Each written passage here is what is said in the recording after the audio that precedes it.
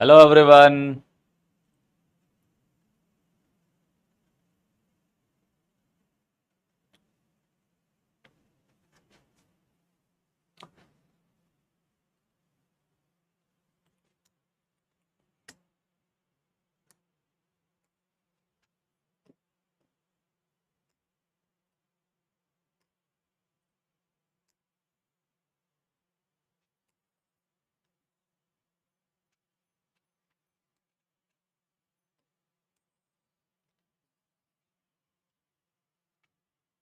Good morning, good morning.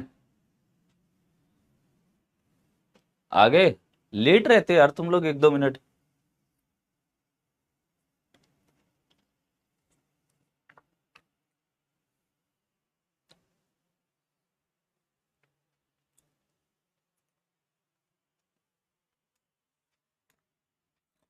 कल कहाँ तक हो गया था?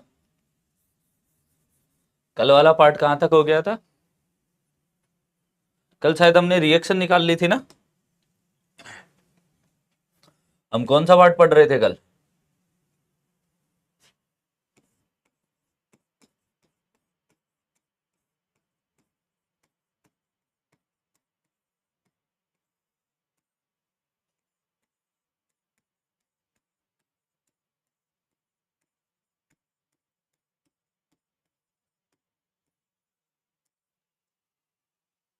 रेंज का एनालिसिस। सितांशु, मैं अभी सो के उठाऊं? नहीं यार, मैं तो पूरी रात जागता रहता हूँ, सो के कहाँ उठाऊं। सोते थोड़ी ना, रात सोने के लिए थोड़ी ना होती है।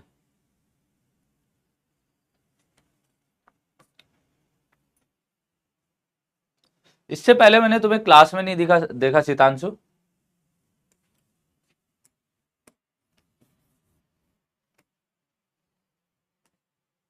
हमारी हेडिंग चल रही थी।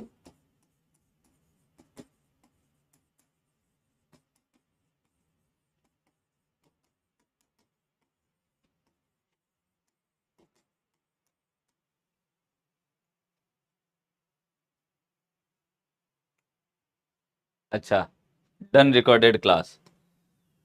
ए बैच से हो या 2024 बैच से हो?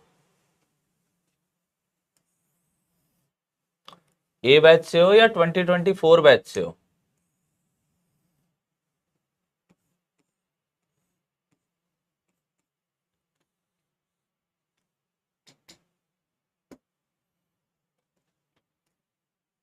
ए बैच से। ओके। ध्यान रखो, सब ठीक है ना फैमिली में?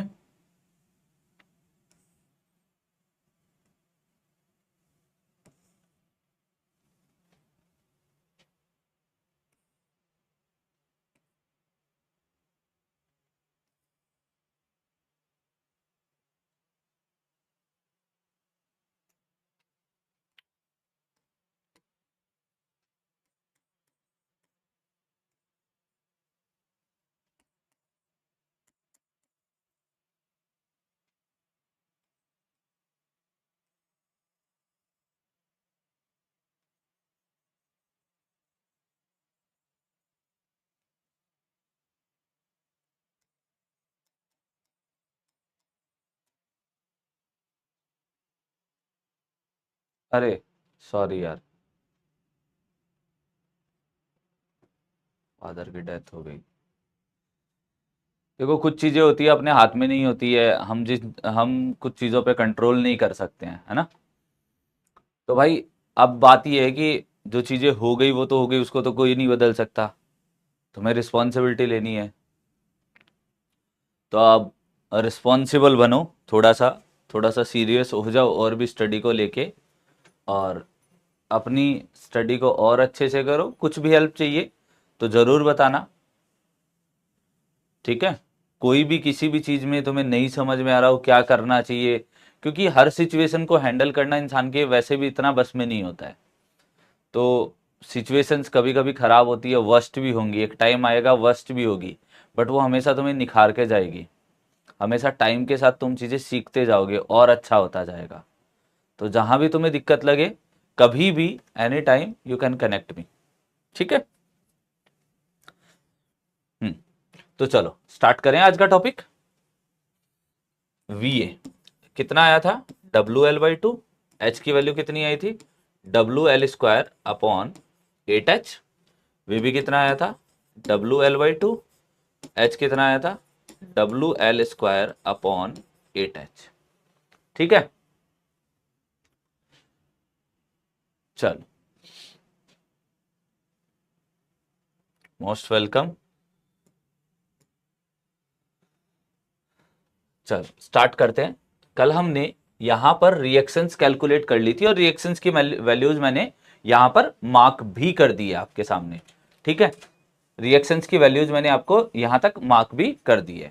अब इसके बाद हम बात करते हैं इसकी नेक्स्ट स्टेप की, second step, calculation of bending moment. Calculation of bending moment, bending moment की कैलकुलेशन। अब भाई बेंडिंग मोमेंट की जब हम कैलकुलेशन करेंगे, बेंडिंग मोमेंट की जब हम कैलकुलेशन करेंगे तो हमें क्या है, एक एक्स डिस्टेंस पर एक सेक्शन अज्यूम करना पड़ेगा।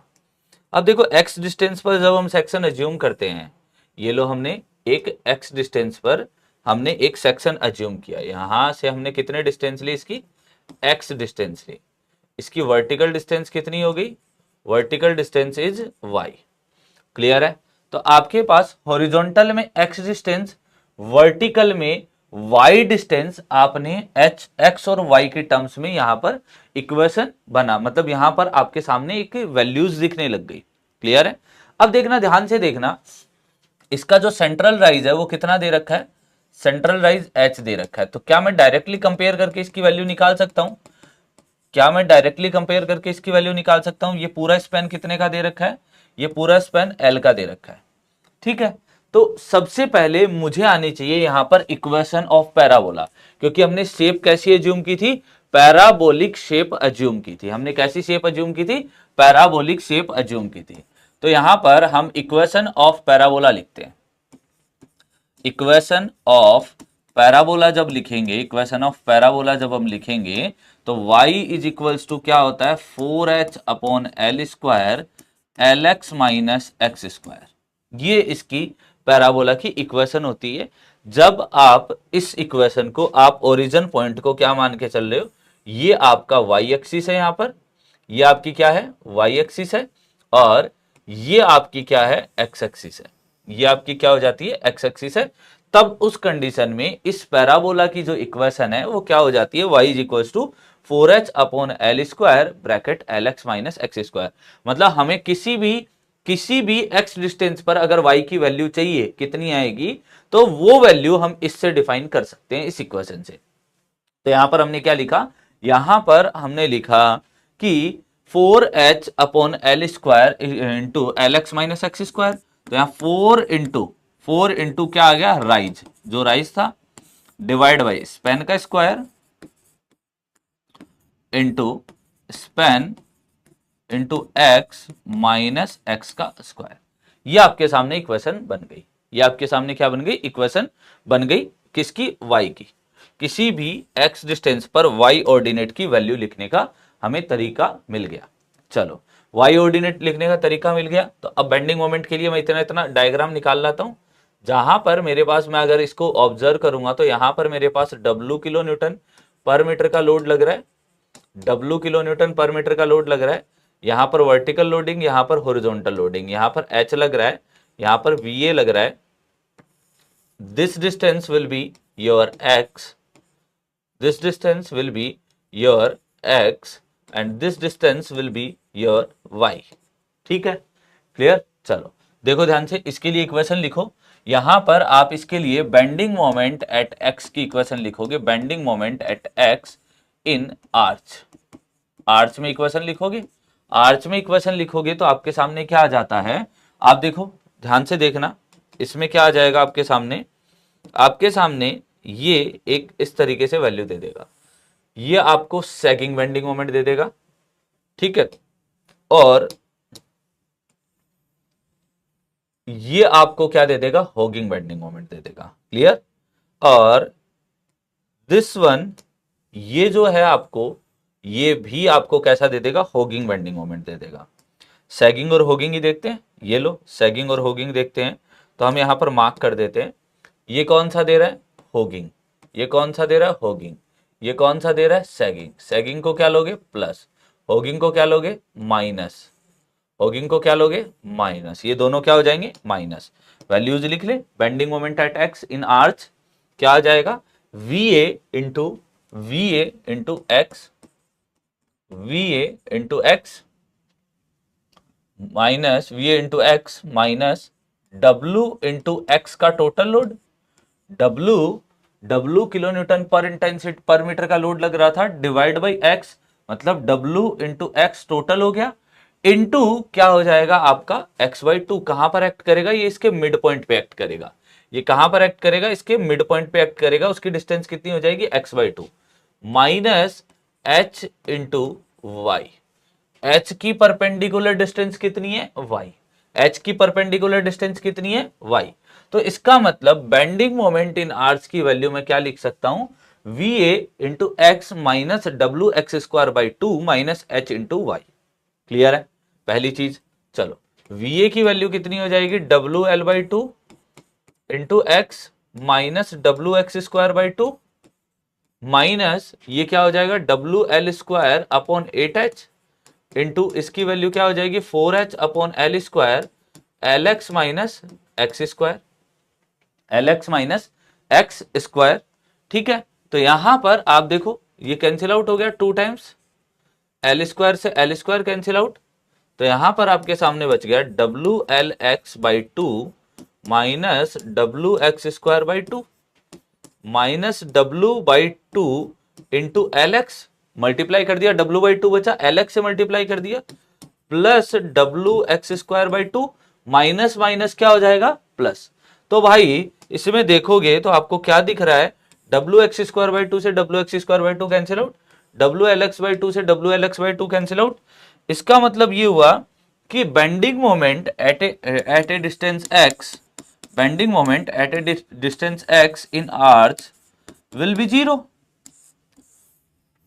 at a distance x in arch will be zero। तो यहां पर आपके पास बेंडिंग मोमेंट जीरो आ गया। तो इसका मतलब हम क्या लिख सकते हैं? इन, यहीं पर नोट पॉइंट लिख रहा हूं,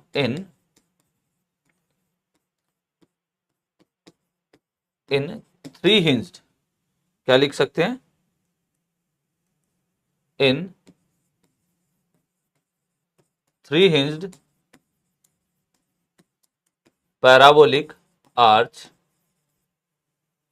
या इनकी जगह फोर लिखो यार एक बार, सॉरी ग्रामेटिकल मिस्टेक हो रही है। For three hinge parabolic arch which is subjected to UDL, which is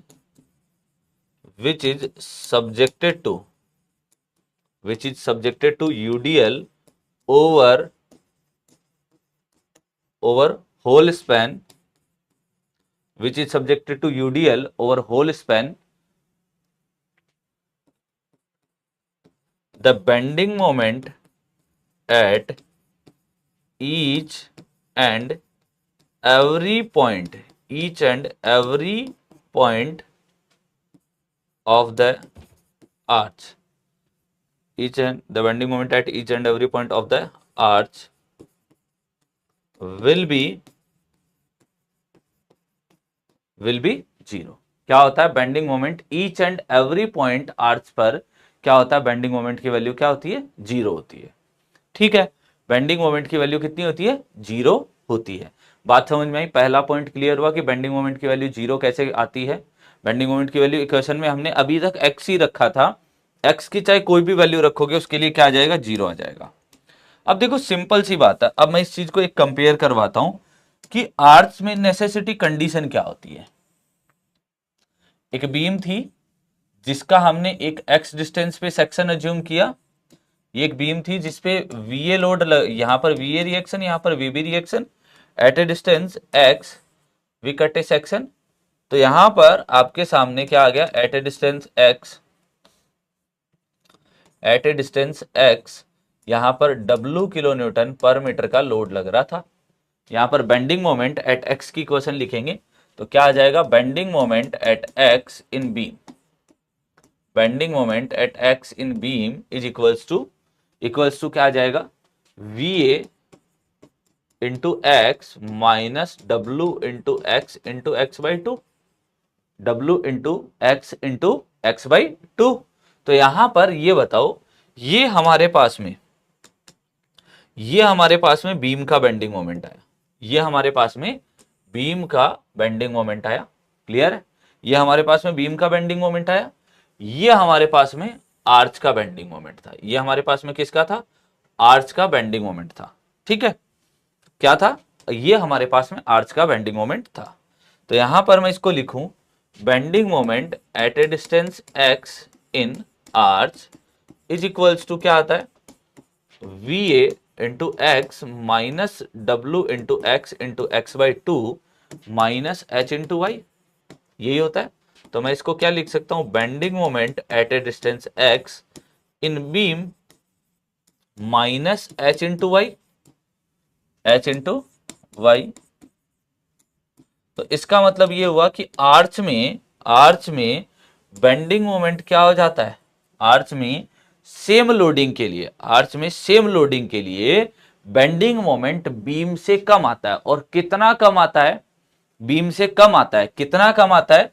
जितना आपका हॉरिजॉन्टल थ्रस्ट होगा, जितना आपका हॉरिजॉन्टल थ्रस्ट का इफेक्ट होगा, उतना यहां पर बेंडिंग मोमेंट आपके पास में क्या निकल के आएगा? कम निकल के आएगा। ठीक है, ठीक है, बात समझ में आई? तो यहां पर आपके पास क्या आ गया कि bending moment in arch will be less than bending moment in beam for the same loading या for the same load of intensity. ठीक है, तो यहां पर हमारे पास में पहला पॉइंट क्या बन गया नोट का? Bending moment in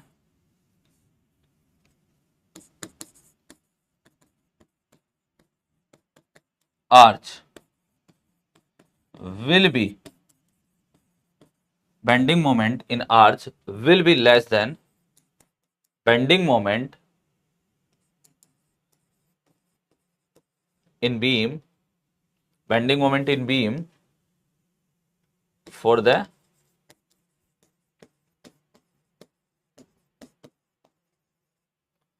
same load of intensity। मतलब सेम लोड ऑफ इंटेंसिटी के लिए बेंडिंग मोमेंट आर्च में लेस देन होता है। ठीक है, अब ये बताओ reduction in bending moment due to किसके कारण से आया? यहां पर क्या लिख सकता हूं? Reduction in bending moment due to किसके कारण से आया? हॉरिजॉन्टल थ्रस्ट के कारण से आया। हॉरिजॉन्टल थ्रस्ट के कारण से आया। ठीक है, हॉरिजॉन्टल थ्रस्ट के कारण से आया।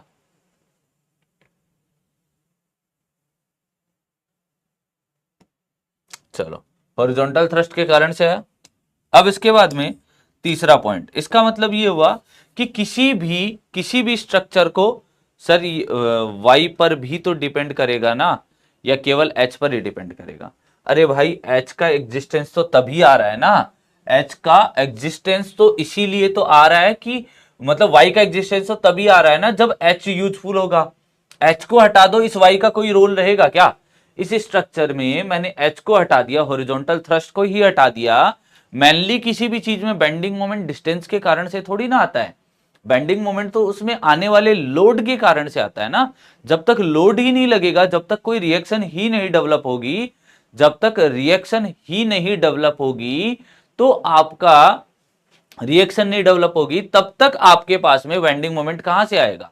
वो ओनली यहां पर ओनली किसके कारण से रहे? ओनली डिस्टेंस के कारण से तो नहीं रहेगा ना।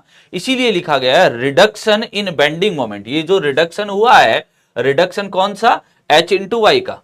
रिडक्शन का अमाउंट कौन सा हो गया? एच इंटू वाई का जो रिडक्शन हुआ है, reduction in bending moment due to horizontal thrust, due to horizontal thrust. अब समझ में आया जय कुमार? अब समझ में आया कि रिडक्शन हॉरिजॉन्टल थ्रस्ट में किसके कारण से आता है? हॉरिजॉन्टल थ्रस्ट के कारण से आता है।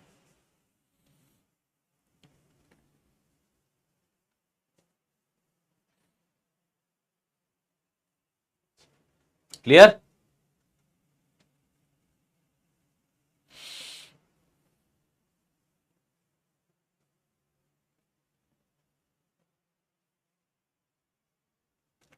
अरे भाई y का एग्जिस्टेंस तो तभी है ना कि जब आपका h आ रहा होगा। अब मैंने इसमें से h हटा दिया, फॉर एग्जाम्पल मैंने इस स्ट्रक्चर से h हटा दिया, यहां पर h नहीं लग रहा था, ठीक है। देखो इस स्लाइड की कॉपी कर लेते हैं ताकि मैं आपको चीजें समझा सकूं। देखो मैंने इसमें से इस h का एग्जिस्टेंस हटा दिया, h का एग्जिस्टेंस हटा दिया। अब लगा दो h का, ये इफेक्ट आएगा क्या? अब मैंने h लग ही नहीं रहा, y तुम 50 मीटर ले लो ना, y तुम 50 मीटर ले लो, h लग ही नहीं रहा। यहां पर अगर हॉरिजॉन्टल थ्रस्ट ही नहीं आ रहा भाई, h नहीं आ रहा, लोड नहीं आ रहा, तो यहां पर ये वैल्यू क्या हो जाएगी? h के कोरस्पॉन्डिंग ये वाला इफेक्ट आएगा क्या बेंडिंग मोमेंट में? नहीं आएगा। नहीं आएगा तो क्या इस y की कीमत कितनी भी हो यहां पर मतलब होगा उसको? ये लो, आपके पास में जो बेंडिंग मोमेंट था वो बचेगा, ये बेंडिंग मोमेंट आपके पास में क्या बच जाएगा? बेंडिंग मोमेंट आपके पास में ये बच जाएगा, बेंडिंग मोमेंट आपके सामने ये बच जाएगा, ये लो।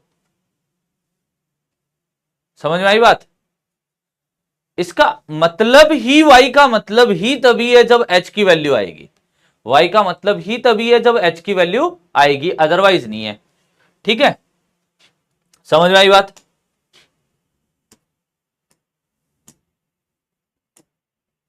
चलो देखना ध्यान से, सेकंड पॉइंट भी अब तो समझ में आ गया होगा। y की वैल्यू h की वजह से नहीं है, y का यूज ही h की वजह से कर पा रहे हम, अदरवाइज हम कर ही नहीं पाते, अदरवाइज हम कर ही नहीं पाते। हमें यह डिस्टेंस से मतलब थोड़ी ना, हमें तो यहां पर रिएक्शन कितनी डेवलप हो रही है उससे मतलब है ना। तो रिएक्शन की वैल्यू है, रिएक्शन हमारी नहीं डेवलप हुई, h की वैल्यू 0 हो गई, y का कोई मतलब ही नहीं रहा, y भले 50 मीटर 500 मीटर 5 किलोमीटर प्रोवाइड कर देना। ठीक है, ये कहने का मतलब है इसका। चलो तीसरा नोट देखना, तीसरा नोट क्या लिखा दें? फॉर बीइंग एन आर्च, हाँ तीसरा नोट लिखो, lateral reaction, lateral reaction, lateral reaction का मतलब क्या हो गया? हम किसकी बात कर रहे हैं? हॉरिजॉन्टल थ्रस्ट की। किसकी बात कर रहे हैं? हॉरिजॉन्टल थ्रस्ट की। Horizontal thrust lateral reaction is mandatory, lateral reaction is mandatory for being an arch because it reduces net bending moment, because it reduces net bending moment। ये reduce क्या कर देता है? net bending moment in the arch. Arch में ये क्या कर देता है? ये नेट बेंडिंग मोमेंट को रिड्यूस कर देता है, नेट बेंडिंग मोमेंट को क्या कर देता है? रिड्यूस कर देता है। क्लियर है?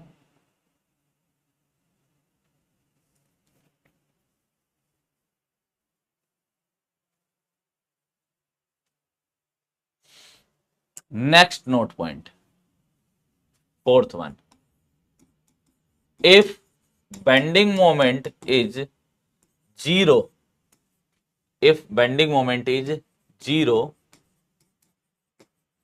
throughout the arch, throughout the arch, अगर बेंडिंग मोमेंट 0 हो जाता है थ्रू आउट द आर्च, ठीक है, through out the arch,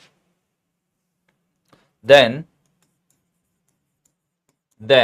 the arch is, then the arch is known as linear arch. उसको हम क्या कह देते हैं? लीनियर आर्च कह देते हैं, या हम फनिकुलर आर्च कह देते हैं। वो कैसी शेप दे देता है? फनिकुलर शेप दे देता है, इसीलिए हम उसको क्या कह देते हैं? फनिकुलर आर्च कह देते हैं, मतलब लीनियर आर्च कह देते हैं। लीनियर आर्च में ओनली थ्रस्ट, ओनली क्या होती है? रिएक्शन, मतलब यहां पर नॉर्मल थ्रस्ट जनरेट होता है, ओनली नॉर्मल थ्रस्ट जनरेट होता है। ठीक है, नॉर्मल थ्रस्ट जनरेट होता है। बात समझ में आई यहां तक? कोई दिक्कत? यह हमारे 4 पॉइंट थे बेंडिंग मोमेंट इक्वल्स टू 0 होने के corresponding, bending moment equals to 0 होने के कोरस्पॉन्डिंग। अब हमारे पास में यह हमारा सेकंड पॉइंट था, बेंडिंग मोमेंट 0 होगा तो क्या इंपैक्ट आएगा? बेंडिंग मोमेंट 0 होगा तो क्या इंपैक्ट आएगा स्ट्रक्चर पर। ठीक है, चले आगे नेक्स्ट।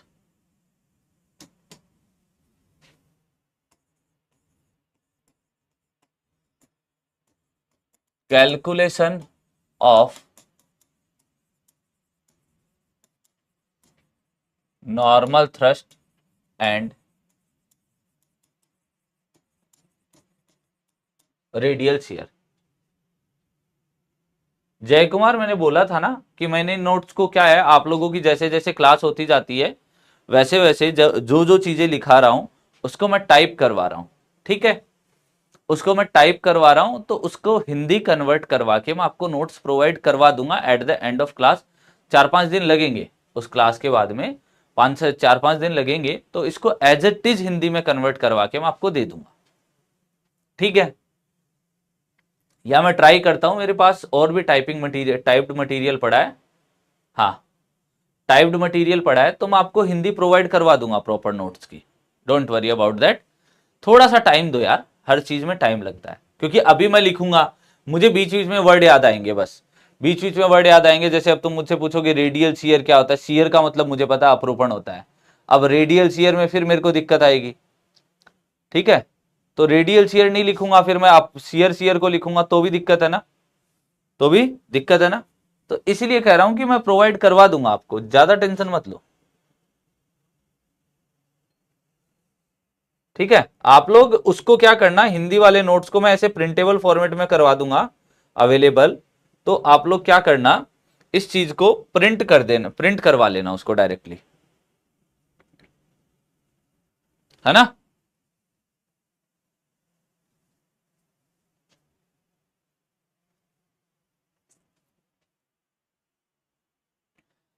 अरे भाई, मैं तो पूरे नोट्स ही हिंदी में प्रोवाइड करवा रहा हूं, है ना। मैं तो पूरे नोट्स ही तुम्हें हिंदी में प्रोवाइड करवा रहा हूं, तुम चाहो तो मैं कुछ कुछ पॉइंट्स की हिंदी लिख के छोड़ दूंगा, फिर मैं पूरे नोट्स हिंदी में नहीं प्रोवाइड करवाऊंगा। दो में से एक ही चीज करवा सकते हो मेरे से, बताओ।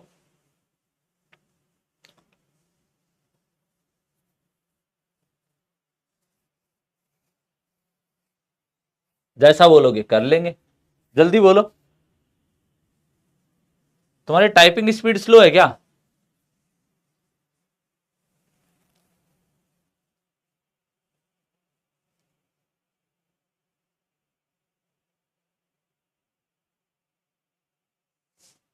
नहीं, वैसे पूरा हिंदी प्योर हिंदी नहीं होगा, प्योर हिंदी नहीं होगा। आपके इंग्लिश के नोट्स बने होंगे आपके सामने, आपको हिंदी को ही तो कंपेयर करना है ना, तो मेजरली बस उसमें हिंदी होगी।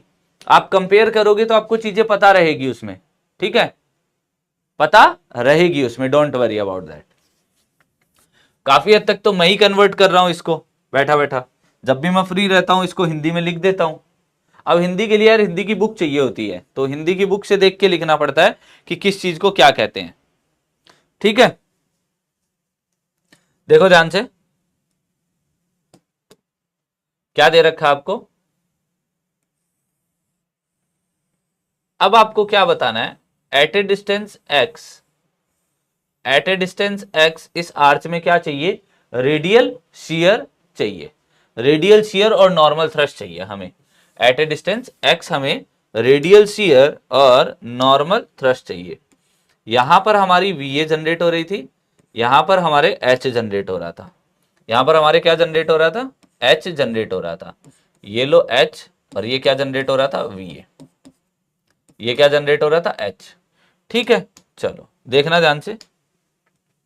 यहां पर अगर मैं इसी को देखूंगा एट ए डिस्टेंस एक्स, तो मेरे पास क्या जनरेट होगा, मेरे पास क्या जनरेट होगा यहां पर मेरे पास में हॉरिजॉन्टल डायरेक्शन में मेरे पास एच एक्स जनरेट होगा, वर्टिकल डायरेक्शन में मेरे पास क्या जनरेट होगा, वी एक्स। क्लियर है, क्या जनरेट होगा, बेंडिंग मोमेंट तो जीरो है, तो मेरे पास एक्सियल फोर्स जनरेट होगा, शियर फोर्स जनरेट होगा। किसी भी मेंबर में अगर कोई भी रिजिड मटेरियल है, रिजिड मेंबर है, तो उसमें कौन से 3 फोर्स जनरेट होते हैं, एक एक्सियल फोर्स, एक शियर फोर्स और एक बेंडिंग मोमेंट। बेंडिंग मोमेंट की वैल्यू हमने ईच एंड एवरी पॉइंट पे क्या बता दी, जीरो, तो बेंडिंग मोमेंट तो नहीं कंसिडर कर रहे। समझ में आई बात, तो बेंडिंग मोमेंट नहीं कंसिडर कर रहे। अब हमारे पास में यहां पर क्या था, रेडियल शियर जब निकालते हैं, रेडियल शियर जब निकालते हैं तो हम क्या ध्यान रखेंगे, देखना रेडियल शियर और नॉर्मल जो थ्रस्ट होता है,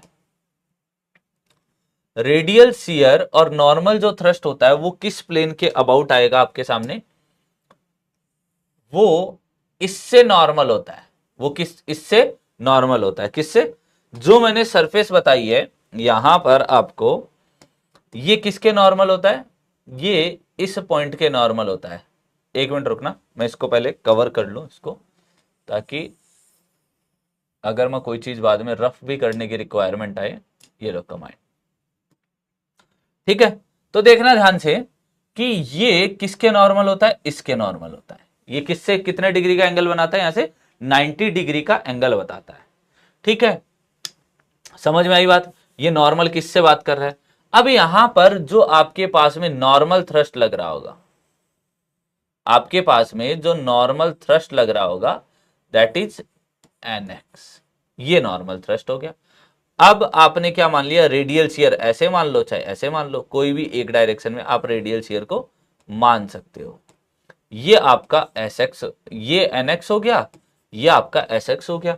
NX is the normal thrust and SX is the radial shear.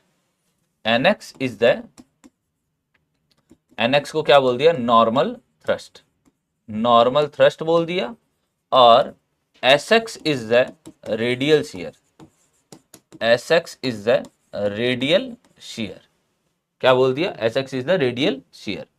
अब हमें क्या करना है, यहां पर एक एंगल बन रहा है, यहां पर एक एंगल बन रहा है कितने डिग्री का, यहां पर अगर मैं बात करूं तो ये एक एंगल बन रहा है थीटा का,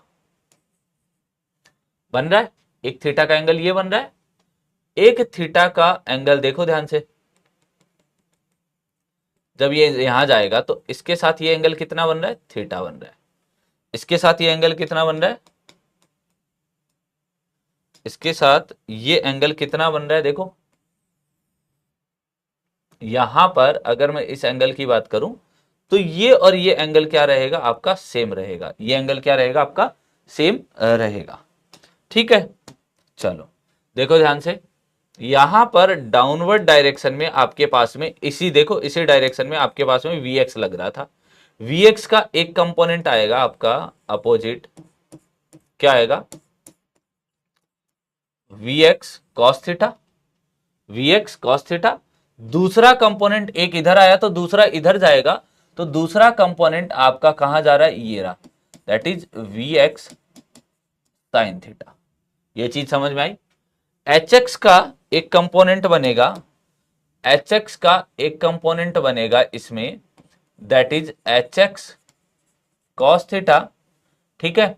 और ये देखो ये ऐसे जा रहा था, तो यहां पर ये ऐसे जा रहा था, तो दूसरा कंपोनेंट आपका क्या बनेगा, इसका दूसरा कंपोनेंट आपका क्या बनेगा, किसके कोरेस्पॉन्डिंग बनेगा, ये देखो इन दोनों के बीच में 90 डिग्री का है, ये cos थीटा बना रहा है, तो इसके साथ क्या बनेगा, sin थीटा। तो ये ऐसे घूम जाएगा, तो अपोजिट डायरेक्शन में यहां पर आपके पास क्या बन जाएगा, Hx sin थीटा बन गया, Hx sin थीटा। क्लियर है। अब सबसे पहले हमें Hx और Vx की वैल्यू निकालनी है, Hx और Vx की वैल्यू निकालनी है। तो ये बताओ, सबमिशन ऑफ हॉरिजॉन्टल फोर्स करते हैं, सबमिशन ऑफ Fx करते हैं 0। तो जब स्टार्टिंग में हमने बात की कि यहां पर Va और H है, तो यहां पर Vx और Hx था, तो मैं अगर फोर्सेज का सबमिशन करता हूं तो मेरे पास दो ही फोर्स दिखेंगे, H minus Hx equals to क्या दिखेगा, 0। तो H की वैल्यू किसके बराबर आ गई, Hx के बराबर, और submission of Fy equals to 0 लिखूंगा, तो मेरे पास में यहां पर क्या आ जाएगा, Va minus Vx equals to 0। तो Va की वैल्यू किसके बराबर आ गई, Vx के बराबर। Va Vx के बराबर हो गया, या Vx Va के बराबर हो गया, Hx H के बराबर हो गया। मतलब इसकी Hx और Vx की वैल्यू है वो आपकी हॉरिजॉन्टल थ्रस्ट और जो वर्टिकल रिएक्शन आई है उसी की वैल्यू के बराबर आपको लेनी है। तो यहां पर अगर मैं वैल्यूज लिखना चाहूंगा तो देखना ध्यान से, नॉर्मल थ्रस्ट की वैल्यू लिखना चाहूंगा, नॉर्मल थ्रस्ट आपका कितना डेवलप होगा, तो नॉर्मल थ्रस्ट कितना था आपका, NX था। एनएक्स में, एनएक्स की डायरेक्शन में कितना जनरेट हो रहा है, देखना ध्यान से। एनएक्स की डायरेक्शन में आपके पास कितना जनरेट हो रहा है, यहां पर आपके पास एनएक्स की डायरेक्शन में यहां पर वैल्यू जनरेट हो रही है। वो कितनी जनरेट हो रही है देखोगे तो H x cos theta, V x sine theta दोनों को ऐड कर दो। एच एक्स कोस थीटा और वी एक्स साइन थीटा दोनों को ऐड कर दो। क्यों ऐड कर दो, दोनों सेम डायरेक्शन में, दोनों सेम डायरेक्शन में है, दोनों सेम डायरेक्शन में। क्लियर है, इसीलिए इनको क्या कर दिया गया, ऐड कर दिया गया। क्लियर है यहां तक, यहां तक बात समझ में आई, कोई दिक्कत है, कोई दिक्कत नहीं, चले आगे। चलो अब यहां पर हमारे पास में क्या आ गया, यहां यहां पर क्या आ गया, H x sine theta, sorry यहां पर क्या आ गया आपके सामने, इस डायरेक्शन में एच एक्स साइन थीटा, इस डायरेक्शन में वी एक्स कोस थीटा। तो आपने यहां पर क्या लिख दिया, H x sine theta minus V x cos theta. आप इसको, ये आप इसकी डायरेक्शन चेंज करोगे तो आपके सामने ये आ सकता है वी एक्स कोस थीटा और H x sine theta minus में भी आ सकता है। क्लियर है यहां तक, तो आपके सामने रेडियल शियर और नॉर्मल थ्रस्ट की वैल्यूज आ चुकी है, radial shear and normal thrust की वैल्यूज आ चुकी है, कितनी कंसीडर करनी है, कितनी कंसीडर करनी है। क्लियर है यहां तक, जल्दी से बता दो ये चीज क्लियर है।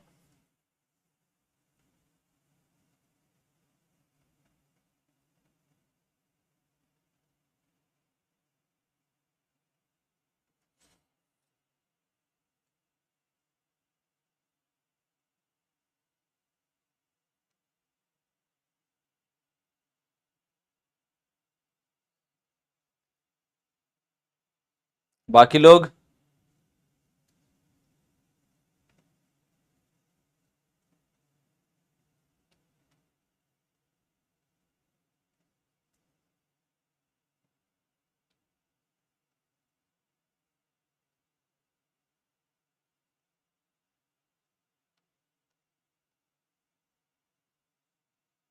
रोशन क्लियर सर, चलो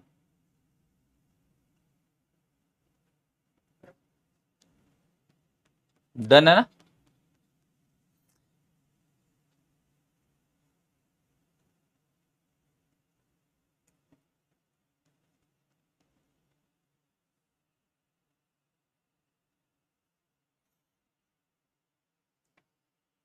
ये हमारे पास में वैल्यू हो गई। अब हमें यहां पर क्या निकालना है,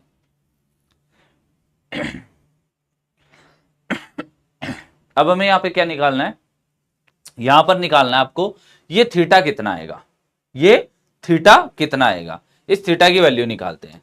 तो as we know that, as we know that Y is equals to क्या होता है, 4h upon L square L x minus x square.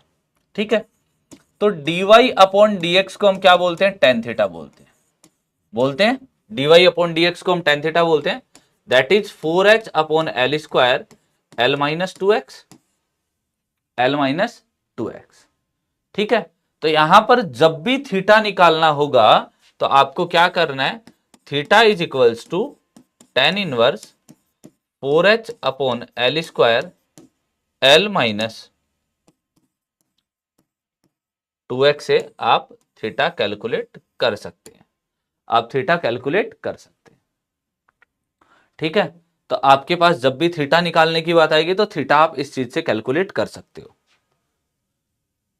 ठीक है,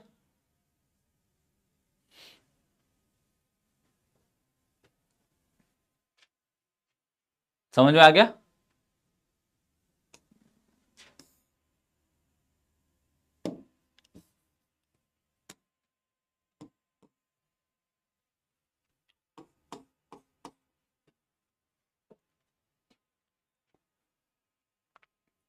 चलते हैं आगे, देखो नेक्स्ट वन।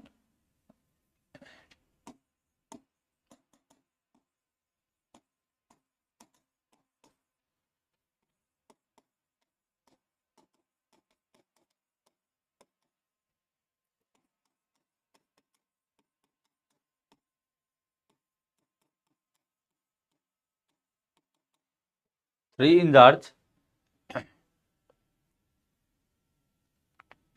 वो छोटी क्लासेज का है जहां पर आपने पैराबोला, इक्वेशन ऑफ पैराबोला वगैरह पढ़ा होगा, वहां से निकाल लेना डेरिवेशन।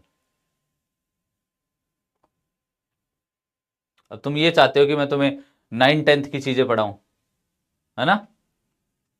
9th 10th में पैराबोला, स्ट्रेट लाइन, ये सारी चीजें नहीं आई, वहां से लिया हुआ है।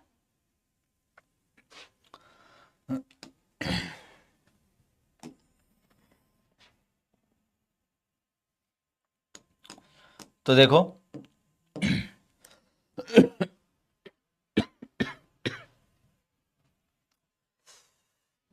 3 इंच आर्च है, subjected two point load at crown. Crown पर पॉइंट लोड के कोरस्पॉन्डिंग हमें क्या करना है, कैलकुलेशन करनी है। तो चलो देखो, ये क्राउन है, यहां पर एक W का या P का पॉइंट लोड दे रखा है, ये एक हिंज है, दूसरा हिंज है, दोनों के बीच की हॉरिजॉन्टल डिस्टेंस L है और यहां से क्राउन से डिस्टेंस H है। ठीक है, क्राउन से डिस्टेंस H है। चलो देखो ध्यान से, this is VA, this is H, this is VB, this is H। मैं VA VB की वैल्यू निकाल के बतानी पड़ेगी क्या?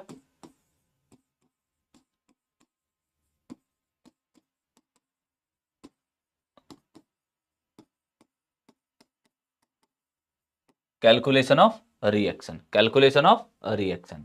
रिएक्शन की जब हम कैलकुलेशन करेंगे, रिएक्शन की जब हम कैलकुलेशन करेंगे तो हमारे पास क्या क्या चीज आएगी, देखना।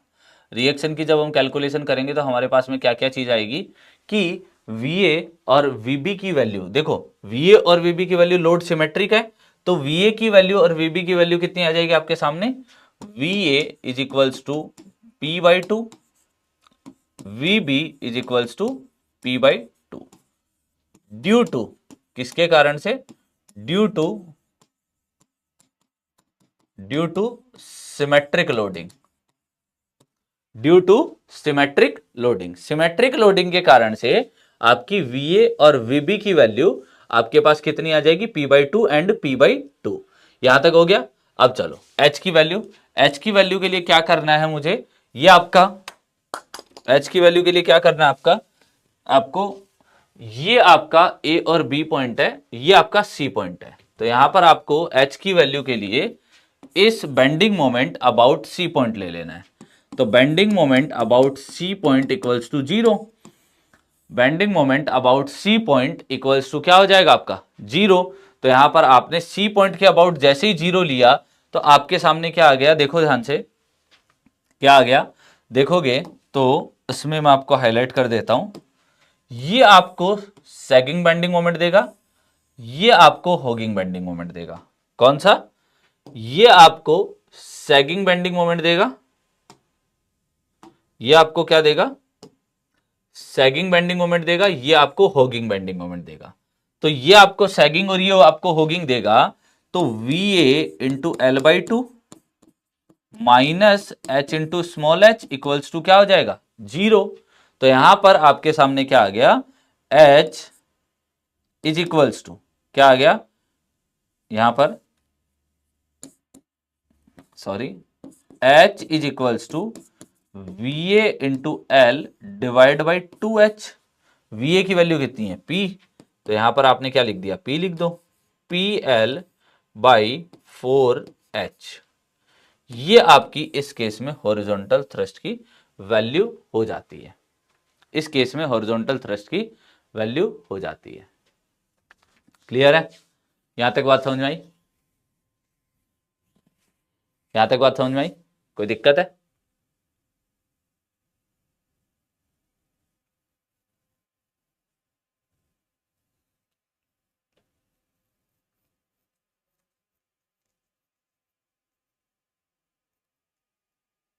चलो, मेनली दिक्कत कहाँ आती है, हॉरिजॉन्टल रिएक्शन कैलकुलेट करने में।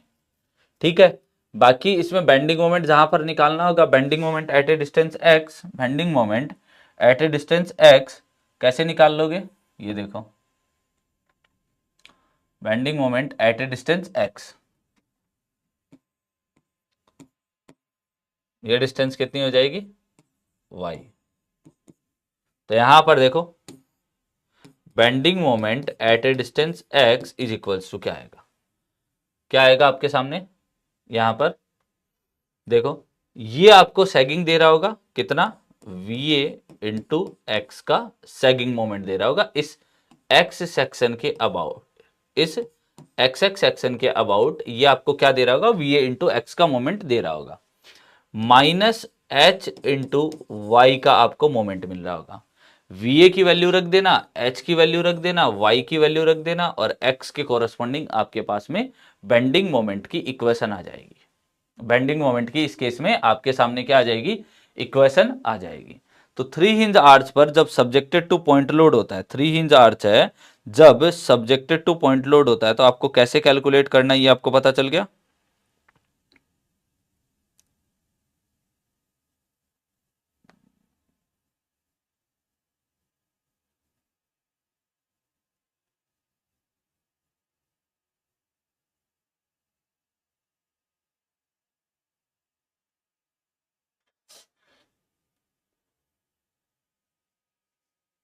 ठीक है, नेक्स्ट वन, तीसरी कंडीशन क्या है, तीसरी कंडीशन क्या है कि आपको इस बार क्राउन पर पॉइंट लोड नहीं दे रखा, इस बार आपको एक लोड अलग दे रखा है। क्या दे रखा है, थ्री हिंज आर्च है,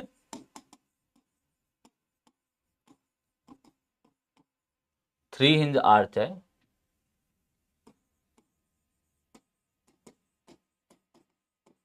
subjected to, subjected to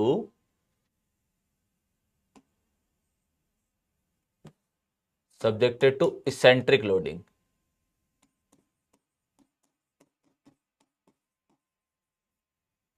eccentric point load, three hinge arch है, थ्री हिंज पैराबोलिक आर्च की बात चल रही है, क्या L/2 और 1/2 और क्या,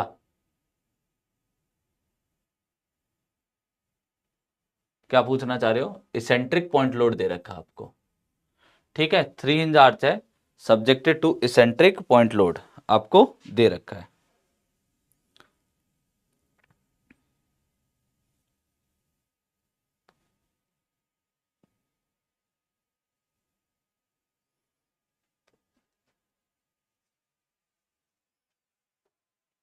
क्या पूछ रहे हो रोशन, L/2 और L, क्या पूछना चाह रहे हो, जल्दी बोलो फिर मैं आगे निकल जाऊंगा तो फिर दिक्कत होगी आपको।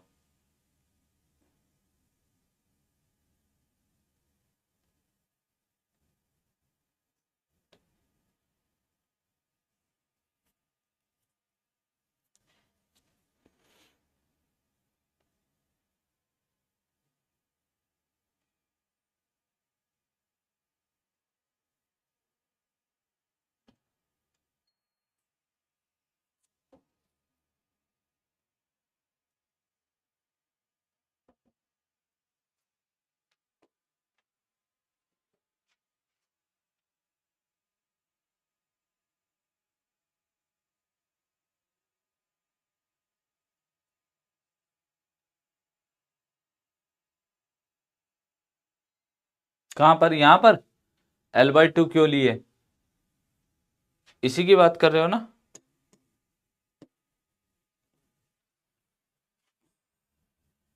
L/2 भाई, सी पर बेंडिंग मोमेंट लेना है, किस पर लेना है, आपको बेंडिंग मोमेंट कहां लेना है, आपको बेंडिंग मोमेंट यहां लेना था, यहां तक के मुझे डिस्टेंस बताएंगे आप, यहां तक के मुझे डिस्टेंस बताएंगे आप, वी ए से ये डिस्टेंस कितनी है, वी ए से ये डिस्टेंस कितनी है L/2, वी ए से ये डिस्टेंस कितनी है L/2, तो मैंने यही तो लिया है, एल कैसे होगा, वी ए से ये डिस्टेंस कितनी है L/2, तो आप एल कैसे ढूंढ रहे हो, क्लियर, चलो।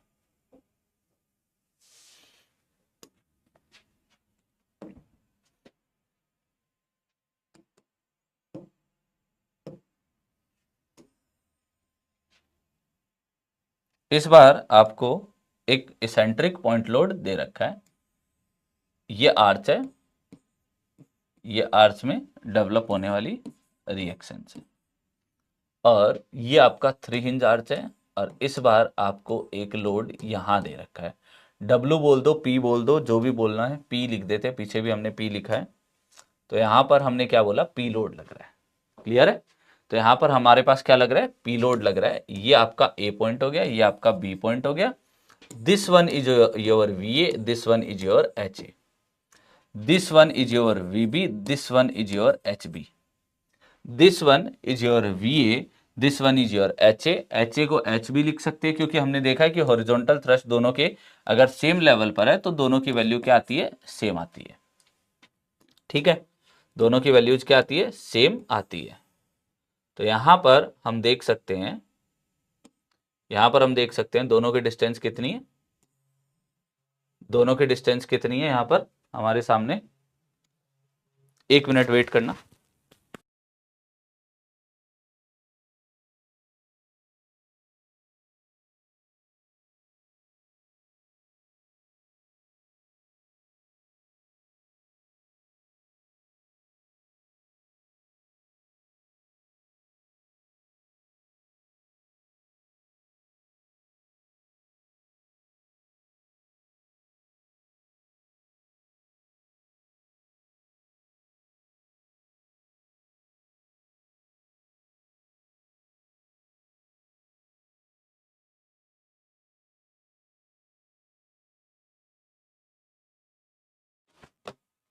आवाज आ रही है?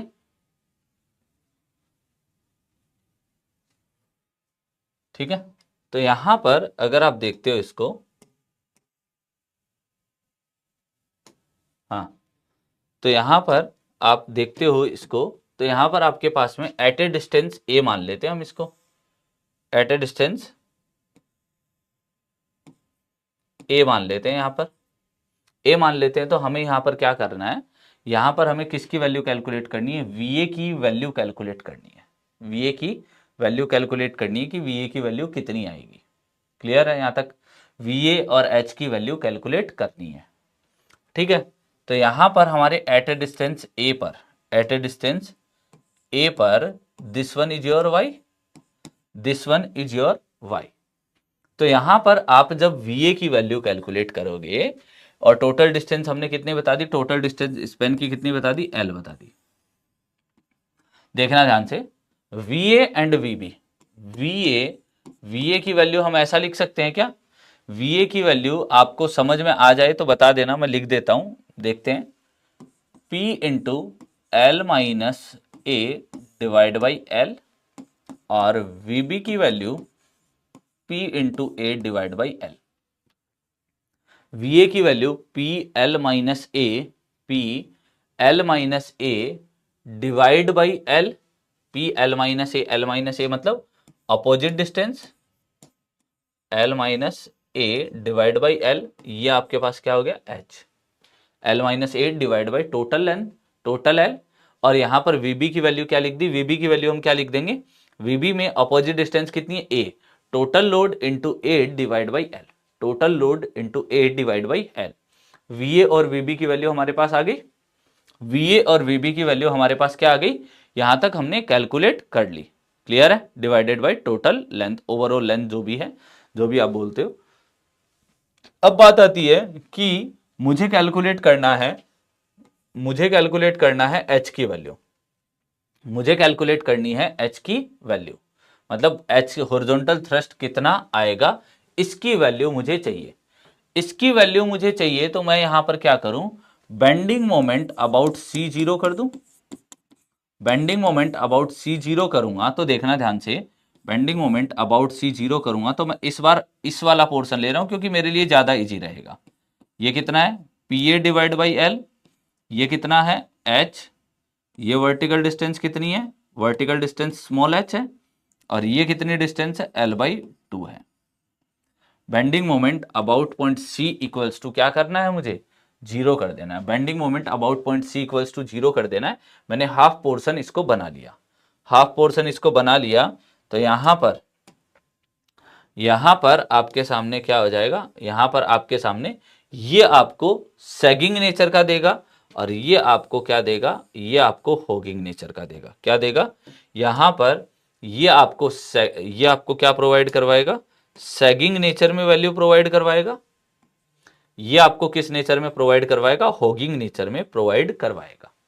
तो यहां पर अगर हम इसकी वैल्यूज को लिखते हैं तो यहां पर आपके पास में क्या आ जाएगा, P A into L by two, ये sagging nature, minus H into small H equals to क्या कर दू, 0 कर देता हूं। तो एच की वैल्यू कितनी आ गई, एल से एल कैंसिल आउट हो गई, पी ए बाई टू आ गई, एच की वैल्यू आ गई P A by two H.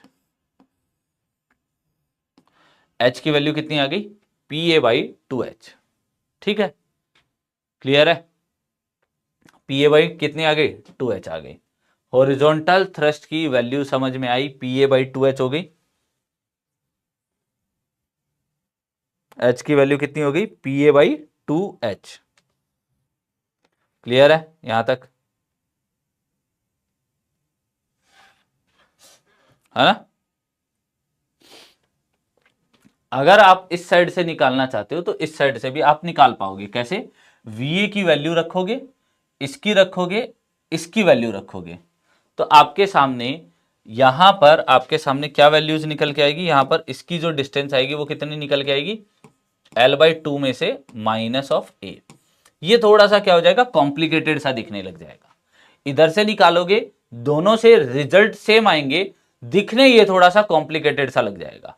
तो हॉरिजॉन्टल थ्रस्ट की जो वैल्यू है वो कितनी आएगी, यहां पर P A by two H, P A by two H की वैल्यू आ जाएगी। यहां तक कोई दिक्कत नहीं है, कोई दिक्कत नहीं है। चलो अब आपसे क्या पूछ लेता है, अब आपसे यहां पर एक चीज और पूछ लेता है, the location of maximum bending moment in this case. आपको क्या पूछ लेगा, location of maximum bending moment in this case. तो यहां पर आपके सामने ये इक्वेशन आ गई और आपको क्या बोल दिया गया, ये डिस्टेंस कितनी है, एल। यहां पर ये आपके सामने वीबी आ गया, ये आपके सामने एच आ गया, ये आपके सामने वीबी आ गया, ये आपके सामने एच आ गया। ये आपने यहां पर W या P किलो न्यूटन का आपने लोड अप्लाई कर रखा है, दैट इज P। यहां पर कितना आ जाएगा, VA की वैल्यू, ये VA है, ये H है, that is PA upon 2H। और VA की वैल्यू आ जाएगी आपके सामने P L minus A divide by L। VB की वैल्यू आ जाएगी PA डिवाइड बाई L और H की वैल्यू हमारे पास है PA बाई 2H। H की वैल्यू है PA बाई 2H। ये वैल्यूज आपके सामने रहने वाली है। इस पॉइंट ऑफ इस लोकेशन पर हॉरिजॉन्टल, इस लोकेशन पर ये डिस्टेंस कितनी है हमारे सामने, A, और ये डिस्टेंस कितनी है हमारे सामने, Y। क्लियर है। तो यहां से आपसे ये पूछा जाता है कि जब इसको ए डिस्टेंस पर प्लेस किया जाता है, ए डिस्टेंस पर प्लेस किया जाता है इस लोड को, तो उस टाइम पर आपके सामने मैक्सिमम बेंडिंग मोमेंट कहां पर जनरेट होता है। तो देखो आपका जो है एग्जाम का लेवल प्री और मेंस दोनों के अकॉर्डिंग बात कर रहे हैं। तो यहां पर आपसे जब पूछा जाता है कि मैक्सिमम बेंडिंग मोमेंट कहां जनरेट होता है, या तो आप इसको आर्च पर, या तो इस पॉइंट लोड को लेफ्ट में रख लो चाहे राइट में रख लो, तो आपके पास मैक्सिमम बेंडिंग मोमेंट कहां जनरेट होता है। तो जो मैक्सिमम बेंडिंग मोमेंट होता है ना, वो कहां जनरेट होता है, maximum bending moment will generate at a location, maximum bending moment will generate at a location L by 2√3। इस केस में मैक्सिमम बेंडिंग मोमेंट कहां जनरेट होता है, L बाई 2√3 पर आपका मैक्सिमम बेंडिंग मोमेंट जनरेट होता है। मैक्सिमम बेंडिंग मोमेंट जनरेट होता है L बाई 2√3 पर। ठीक है, L बाई 2√3 का डेरिवेशन से अभी आपको कोई मतलब नहीं है। अगर आपको रिक्वायरमेंट होगी, लास्ट में हमारे पास टाइम बचेगा तो हम इसको करवा देंगे, इसकी रिक्वायरमेंट नहीं है। ठीक है, आपको डायरेक्ट डेटा याद करना है। क्या डेटा याद करना है, कि आपको जो बेंडिंग मोमेंट है, यहां पर बेंडिंग मोमेंट कहां पर जनरेट होता है, इसका बेंडिंग मोमेंट इसके क्राउन से L/2√3 पर जनरेट होता है। L/2√3 पर मैक्सिमम बेंडिंग मोमेंट जनरेट होगा। मतलब ये लोकेशन किसकी हो गई, लोकेशन ऑफ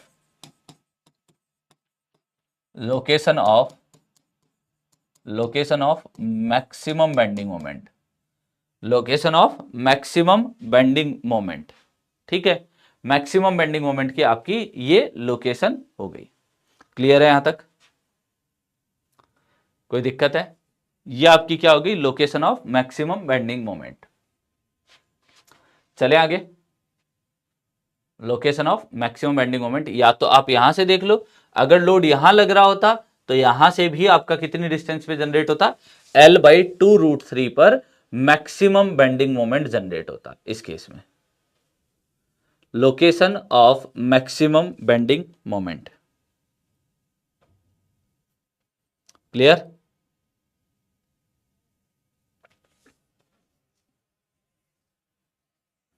सर लोड की डिस्टेंस पर डिपेंड नहीं करेगा, लोड की डिस्टेंस यहां पर ए डिस्टेंस है, ए डिस्टेंस पर इस पर डिपेंड नहीं करेगा, ए डिस्टेंस पर डिपेंड नहीं करेगा।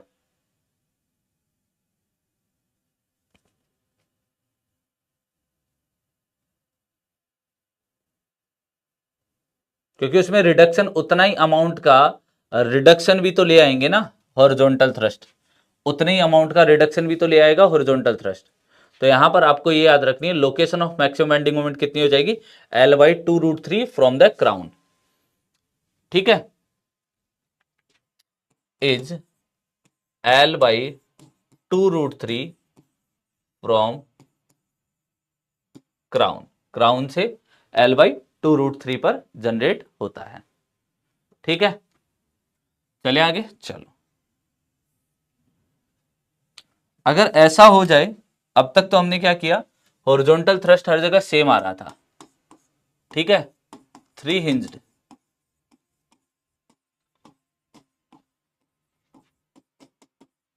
पैराबोलिक आर्च, पैराबोलिक आर्च है, is subjected to UDL, is subjected to UDL at UDL when supports are, sorry आज हो क्या रहा है,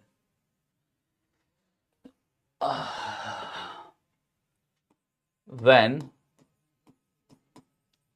supports are at different level, supports are at different level, मतलब सपोर्ट्स क्या है, हाँ, L/2√3 पर एक्ट करेगा, हाँ ठीक है, L/2√3 पर एक्ट करेगा। क्लियर?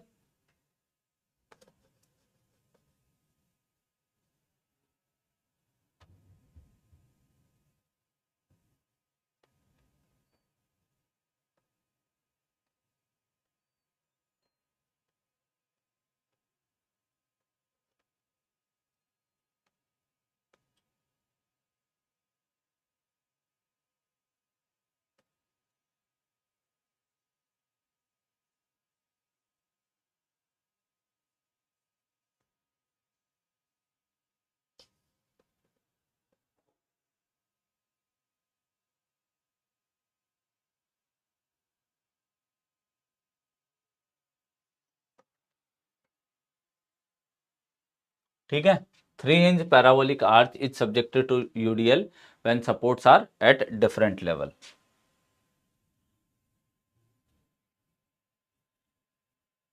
ठीक है, चलो देखना ध्यान से,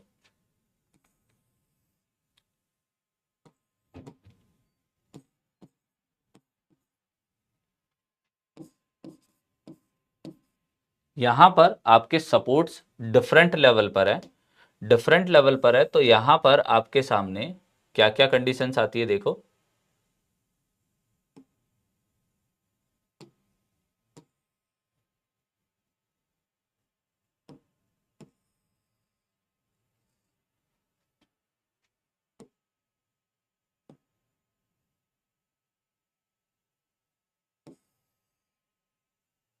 ये आपके सामने कुछ कंडीशंस निकल के आती है। ये H1 डिस्टेंस है, this one is your H2 distance है, this one is your L1, this one is your L2 and this one is your L। ठीक है, this one is your span.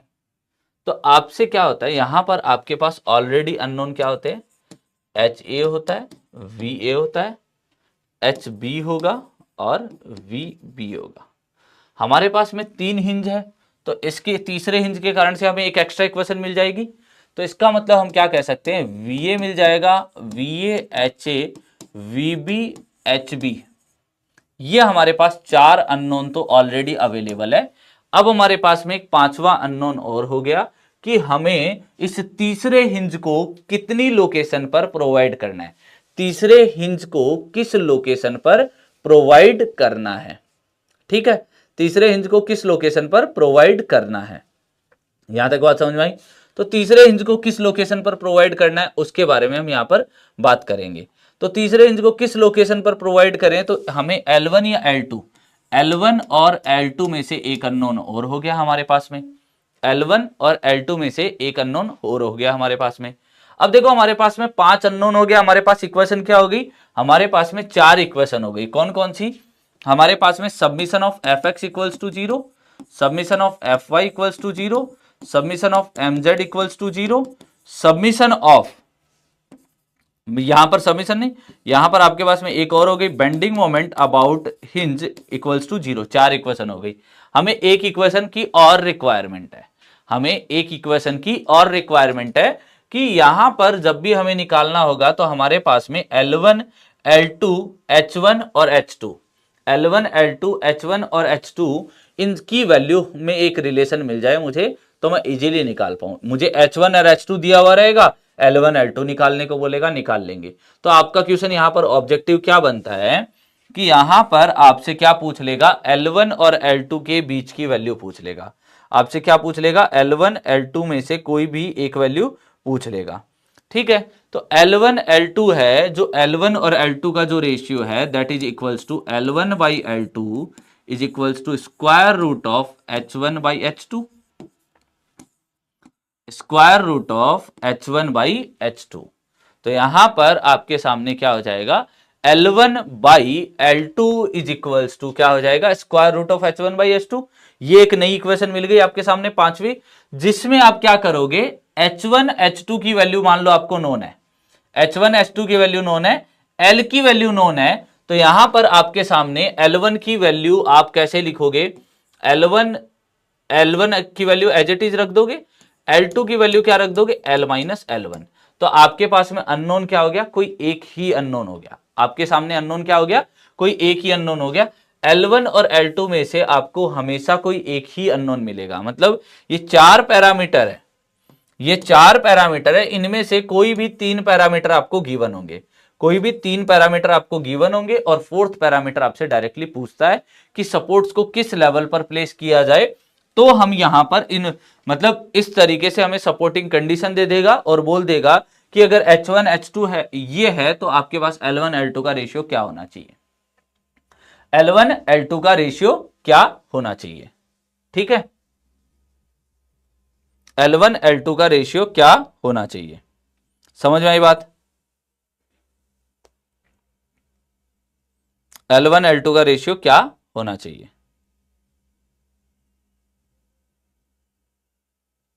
चले आगे,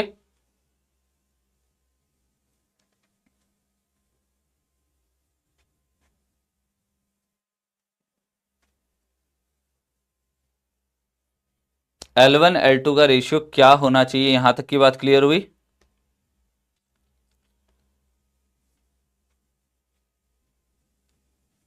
क्वेश्चन कैसे पूछता है, आपको क्या दे देगा, एग्जाम्पल से करा देता हूं। ये लो एग्जाम्पल, आपको क्या दे देगा, आपको दे देगा H1 H2 की वैल्यू। आपको कुछ इस तरीके से थर्ड हिंज की लोकेशन पूछेगा, हिंज की लोकेशन कितनी होगी अगर आपको यहां से लेके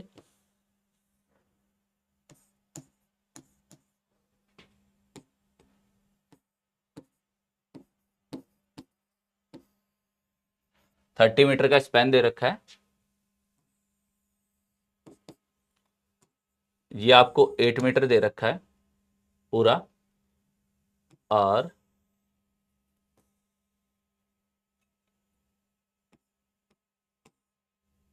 यहां पर आपको H1 की जो वैल्यू है, ये वैल्यू दे रखी है 5 मीटर। आपको क्या दे रखा है? 5 मीटर। आपको क्या दे रखा है? 5 मीटर दे रखा। आपको पूछ लिया कि लोकेशन ऑफ हिंज कहां आएगी। आपको क्या पूछ लिया? लोकेशन ऑफ हिंज कहां आएगी फ्रॉम द लेफ्ट सपोर्ट। आपसे क्या पूछा? Location of hinge, location of hinge from left support, from left support. ठीक है, location of hinge from left support. ठीक है, ये कितनी आएगी? लेफ्ट सपोर्ट से लोकेशन ऑफ हिंज बतानी है, तो लोकेशन ऑफ हिंज के बारे में अगर हम बात करते हैं तो कहां पर आएगी, तो हमें L1 L2 की वैल्यू बतानी है। तो L1 हमने ये मान लिया, तो L2 को हम क्या मान ले? 30 माइनस L1 मान ले। L2 को हम क्या मान ले? 30 माइनस L1 मान लेते हैं। तो L1 by L2 is equals to square root of H1 by H2, square root of H1 by H2। ठीक है, L1 by L2 square is equals to square root of H1 by H2। तो हमें L1 की value तो नहीं पता, इसकी भी वैल्यू नहीं पता है। 30 minus L1 is equals to, ये कितना आ गया? ये हमारे पास H आ गया 5, और ये कितना आ गया? 8। तो यहां पर हमारे पास में आ गया 5/8 आ गया। निकाल लो L1 अपॉन 30 माइनस L1, दोनों साइड स्क्वायर कर दो, इज इक्वल्स टू 5/8 कर दो। 8L1 square is equals to 5, 30 minus L1 का whole square.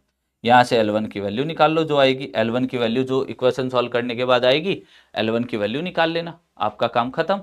L1 is equals to 13.25 metre. L1 is equals to 13.25 metre. बस, L1 is equals to 13.25 metre. ये इस तरीके से L1 हो गया। ठीक है,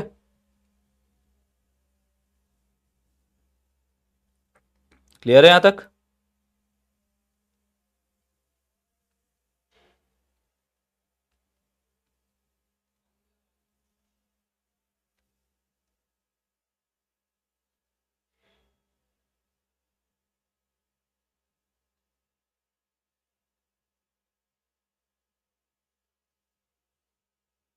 L2 16.75, L2 की वैल्यू कितनी हो जाएगी?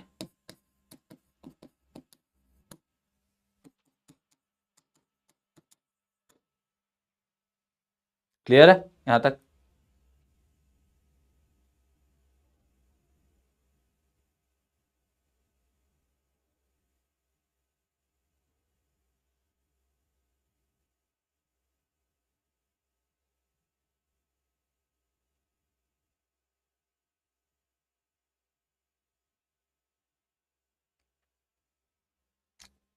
चले आगे।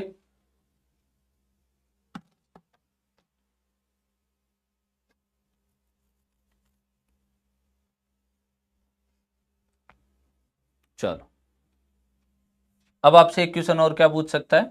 ये तो थ्री हिंज किसका हो गया? थ्री हिंज हमने कौन सा कर लिया? पैराबोलिक आर्च कर लिया। अब आपसे क्या पूछ सकता है?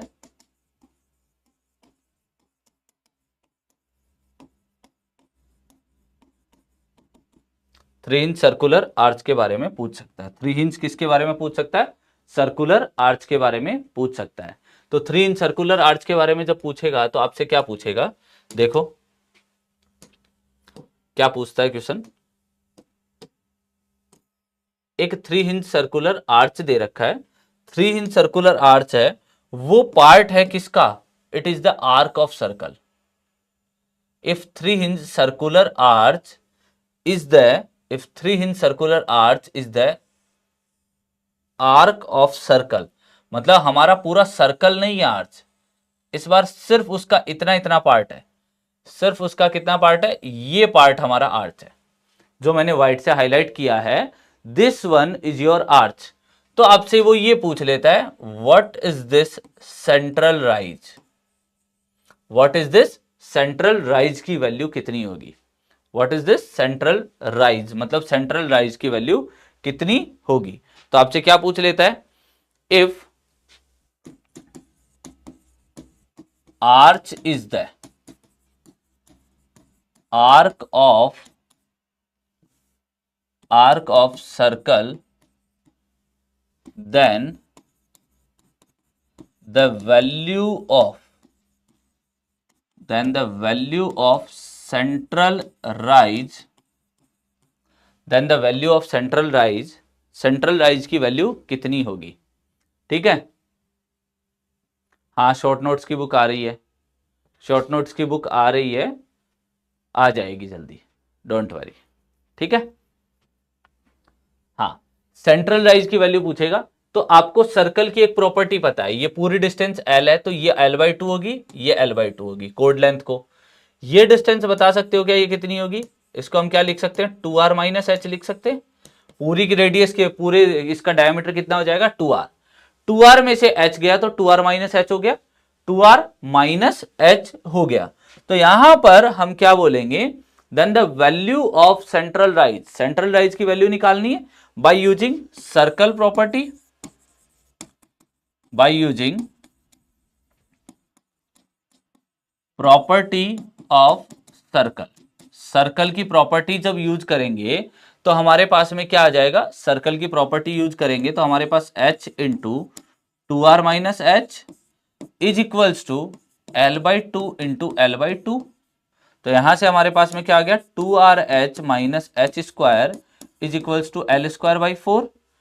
h is much lesser than r, then h square को हम क्या कर दें नेग्लेक्टेड, h स्क्वायर को हम क्या कर देते हैं नेग्लेक्ट कर देते हैं, नेग्लेक्ट कर दिया तो यहां पर आपके सामने क्या आ गया h इज इक्वल्स टू, देखो h स्क्वायर को नेग्लेक्ट कर दिया तो 2rh is equals to l²/4r, h is equals to l²/8r, l²/8r। ठीक है, तो यहां पर आपसे जो सेंट्रल राइज की वैल्यू पूछी जाती है, सेंट्रल राइज की जो वैल्यू पूछी जाती है वो कितनी आती है l²/8r, डायरेक्टली निकाल सकते हो l²/8r।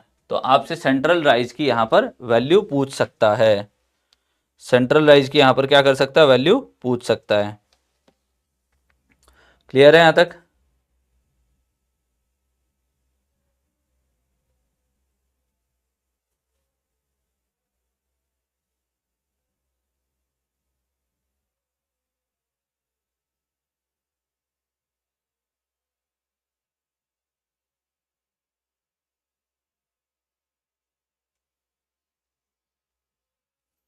बताओ यहां तक वैल्यू क्लियर है।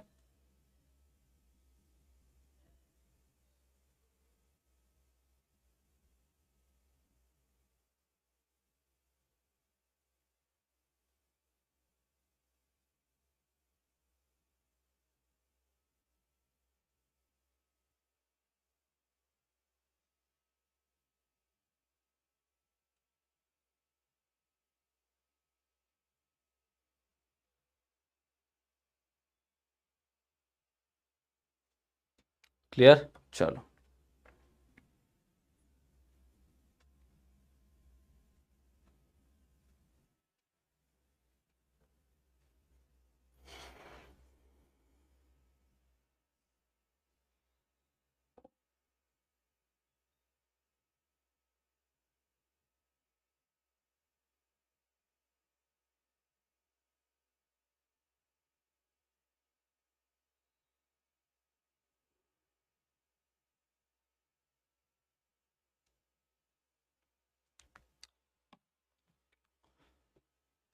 इसमें क्या निकाल सकते हो, इसमें आपको क्या दे देगा, एग्जाम्पल इसका भी कर लो।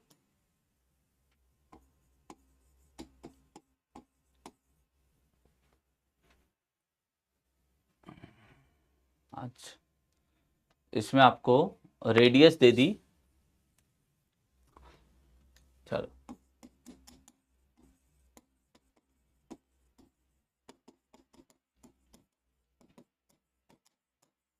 डायमीटर ऑफ सर्कल 50 मीटर दे दिया, डायमीटर ऑफ सर्कल 50 मीटर दे दिया, एंड कोड लेंथ दे दी आपको, एंड कोड लेंथ दे दी आपको 50 ना 30 मीटर, कोड लेंथ आपको 30 मीटर दे दी, then the central rise, then the central rise of arch, arch का आपको सेंट्रल राइज पूछा है, आर्च का आपको सेंट्रल राइज पूछा है, ठीक है। आर्च का आपको क्या पूछा है, सेंट्रल राइज पूछा है कि कितना आएगा। तो यहां पर आपको इस h की वैल्यू निकालनी है, निकालो h की वैल्यू कितनी आएगी, h की वैल्यू कितनी आएगी, देखो आपको क्या दे रखा है उसको सबसे पहले मार्क किया करो, आपको क्या दे रखा है उसको सबसे पहले मार्क किया करो, ये लो आर्च में हमें हमें क्या दे दिया, डायमीटर दे दिया, डायमीटर दैट मीन्स ये हमें ये दे दिया 50 मीटर, ठीक है। फिर हमें क्या बोला, हमें क्या निकालना था, हमें कोड लेंथ दे रखी थी, ये देखो ये लो, ये कितना दे रखा था 30 मीटर, हमें क्या पूछा था, ये h, ठीक है। तो हमें l की वैल्यू दे दी, तो h इज इक्वल टू क्या होता है, L square by 8r, L square by 8r इससे निकाल सकते हो, एल स्क्वायर मतलब 30 का स्क्वायर डिवाइड बाई 8 इंटू 25 कर दूं, 8 इंटू 25 कर दूं तो कितना आया, 4.5 मीटर, कितना आया 4.5 मीटर, बस सिंपल सा क्वेश्चन आता है, एल स्क्वायर बाई 8r से इसका बहुत सिंपल सा क्वेश्चन आता है, ठीक है। आप इससे भी निकाल सकते हो, आप उससे भी निकाल सकते हो, आप किसी से भी निकाल सकते हो मेथड से,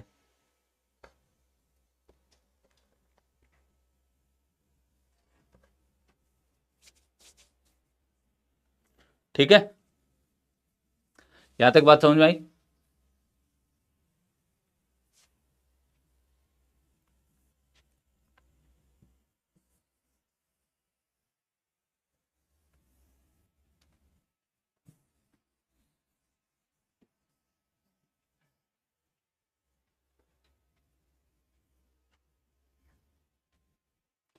एक बार है ना, मुझे भी इस केस में थोड़ा सा ये वाली जो वैल्यू है ना, एक बार ये वाली वैल्यू मैं कल फिर से कराऊंगा, ठीक है। मुझे इसमें कुछ दिक्कत लग रही है, कुछ चीज याद नहीं आ रही है, एक चीज इसमें, ठीक है। तो इस वाली चीज को एक बार होल्ड पे रख देना, इस चीज के नोट्स मत बनाना, ये वाले पॉइंट के लिए जगह छोड़ देना, मैं ये कल फिर से कराऊंगा एक बार, मुझे इसमें कोई डेटा कंफर्म नहीं आ रहा है, एक चीज और करवानी है, या तो मैं कोई चीज मिस कर रहा हूं या कोई चीज लिखाने में मिस कर रहा हूं, ठीक है। तो इस वाले पॉइंट को लेके मैं अभी फाइनलाइज क्लियर नहीं हूं, क्योंकि अगर मेरे पास नोट्स होते तो मैं मैच कर लेता इस चीज को कि क्या है, ठीक है। तो मैं एक बार इसको देख लूंगा कि क्या है, ये मेरे दिमाग से भी निकल रहा है ये, हाँ बना लिया कोई दिक्कत नहीं, मैं एक बार इस चीज को कंफर्म कर लूंगा। तो इसका स्पेस रख लेना थोड़ा सा, मेरे दिमाग में इतनी देर से यही चल रहा था कि मैं इसको कैसे कंफर्म कर लूँ, मेरे पास नोट्स भी नहीं है, मैंने फ़ोन में भी देखा कहीं नहीं पड़े हैं, ठीक है। तो इस वाले पार्ट को आप लोग नोट डाउन अगर कर लिया तो ठीक है, वहां पर आप लोग चीज़ें ऐड कर देना, ऐड ऑन कर देना, या फिर कुछ चीज़ें हटानी होगी तो इसको हम अपग्रेड कर देंगे। बाकी यहां पर जो पार्ट है, ये वाला पार्ट है, ये मैं आपको फिर से कराऊंगा, ये वाला पार्ट क्लियर है। चलो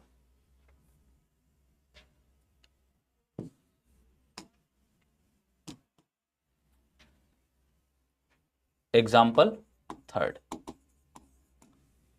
एग्जाम्पल थर्ड,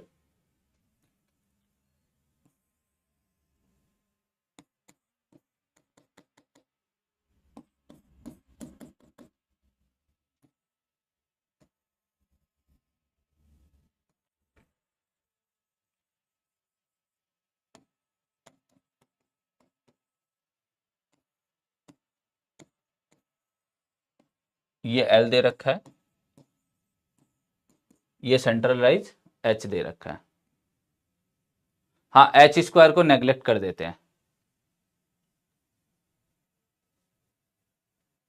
एच स्क्वायर को नेग्लेक्ट करने पे वैल्यू 5 आ रहा है, 5 आ जाएगा तो तुम लोग जो बताओगे वो आ जाएगा। क्योंकि देखो यहां पर 900 डिवाइड बाई 200 कहाँ आ रहा है 5।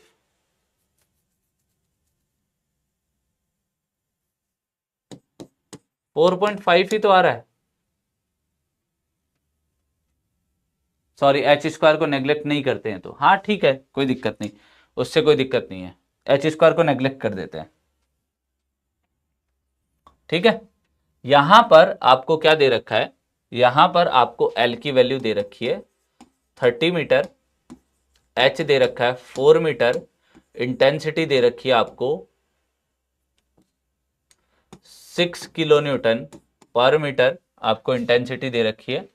ठीक है, और आपको क्या निकालना है, कैलकुलेट क्या क्या करना है, calculate first one horizontal reaction, first one horizontal and vertical reaction, horizontal and vertical reaction. दूसरा bending moment at a distance, bending moment at a distance 6 metre from left support. तीसरा point normal thrust and radial shear, normal thrust and radial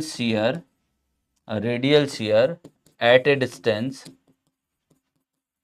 distance 5 metre from left support. क्या करना है, left support से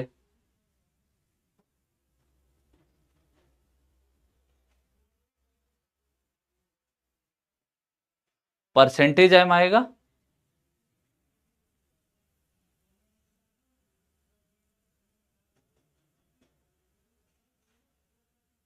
percentage M आएगा, समझा नहीं मैं ब्रिजेश।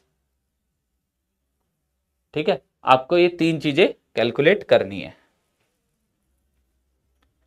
आपको ये तीन चीजें कैलकुलेट करनी है।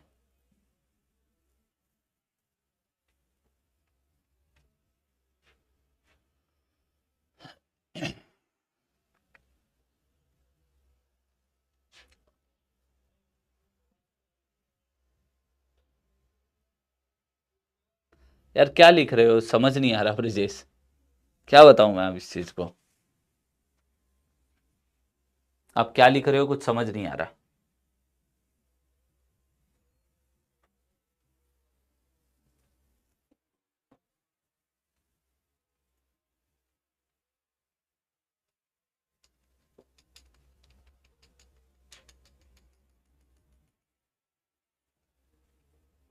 क्या लिख रहे हो आप, कुछ समझ नहीं आ रहा है। हाँ, आप मेरे को टेलीग्राम पे मैसेज कर लेना, ठीक है।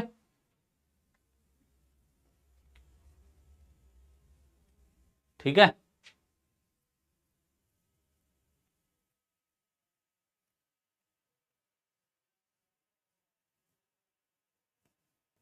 चल ये क्वेश्चन है आप लोगों के होमवर्क का, मैंने इस पे एक, ये आपका होमवर्क क्वेश्चन है, मैंने इस पे आपको एक पूरा डेरिवेशन कराया है, आपको उसी के बिहाफ पर आपको इसकी वैल्यू कैलकुलेट करनी है। ये ए पॉइंट हो गया, ये बी पॉइंट हो गया, सी पॉइंट हो गया।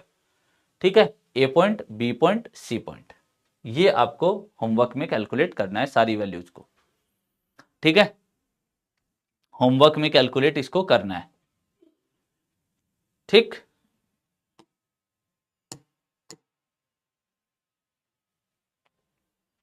ठीक है, देखो आज की क्लास को हम यहीं एंड करेंगे, क्योंकि मेरी है डॉक्टर से अपॉइंटमेंट, तो मुझे थोड़ा थ्रोट चेक कराने जाना है।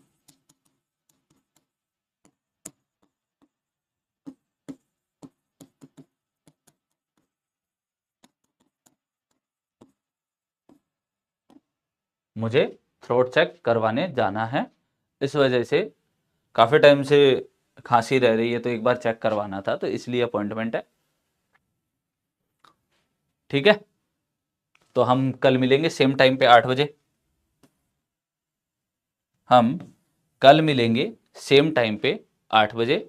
इसी टॉपिक को आगे कंटिन्यू करेंगे, आर्च और सस्पेंशन केबल को, आर्च एंड सस्पेंशन केबल को हम इसी को आगे कंटिन्यू करेंगे। ठीक है, स्ट्रक्चर को बहुत आराम आराम से कर लेंगे और आपका ऑन टाइम आपका सिलेबस भी खत्म हो जाएगा।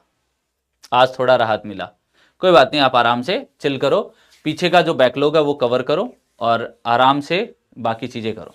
ठीक है,